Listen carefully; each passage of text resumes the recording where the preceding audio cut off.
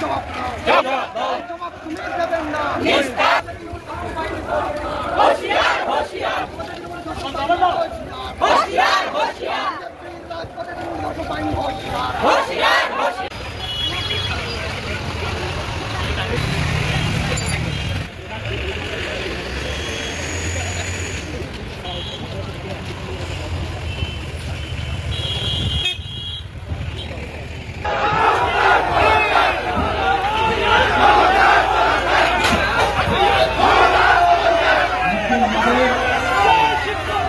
এই যে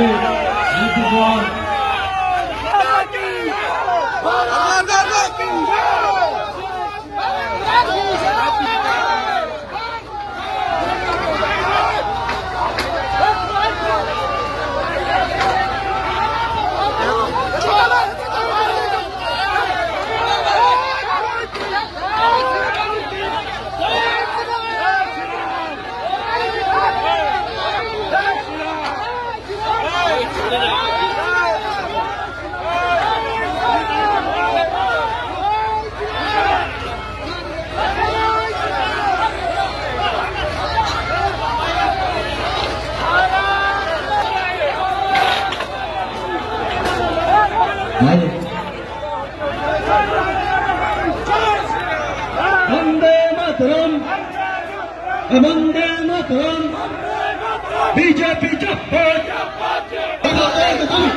ভারত মাতা কি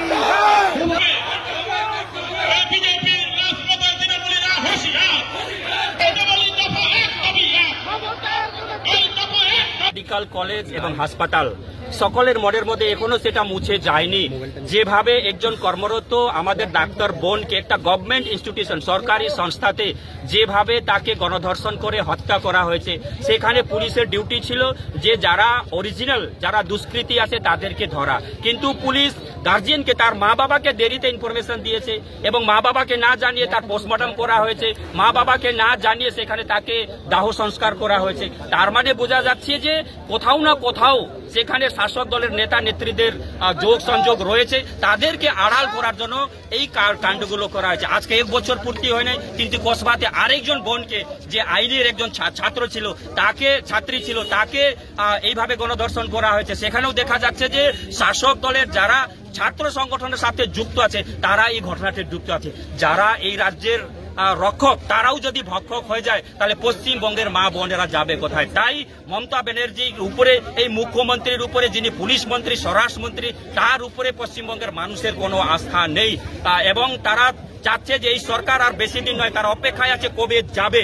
তাই আমরা আজকে ভারতীয় জনতা পার্টি সমস্ত জেলার ডিএম অফিসে আমরা ঘেরাও কর্মসূচি নিয়েছি এবং আগামী দিন যাতে আমাদের মায়েরা বোনেরা সুরক্ষিত থাকে তার জন্য ভারতীয় জনতা পার্টিকে যা করণীয় আছে ভারতীয় জনতা পার্টি করবে, এক পাও পিছু হটবে না। আমাদের পশ্চিমবঙ্গের মায়েদের বোনেদের সাথে ভারতীয় জনতা পার্টি ছিল, আছে, ভবিষ্যতেও থাকবে।